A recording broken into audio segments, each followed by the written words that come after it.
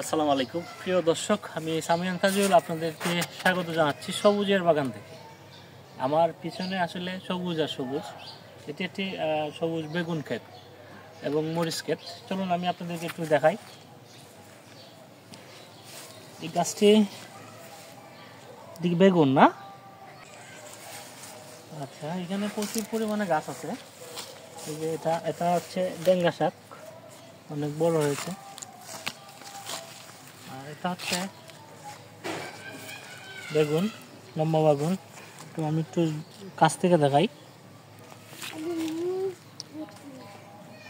ঠিক আছে, এটিও বেগুন,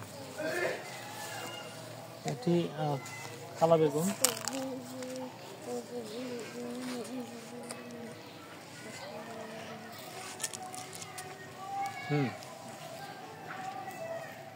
তো এখানকার আসলে যিনি কৃষি উদ্যোক্তা, উনি সব রকমের সবজি চাষ করে, বেগুন চাষ করে, মরিচ চাষ করে, টমেটো চাষ করে, আলু চাষ করে।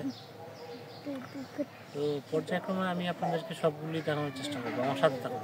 আসসালামু আলাইকুম।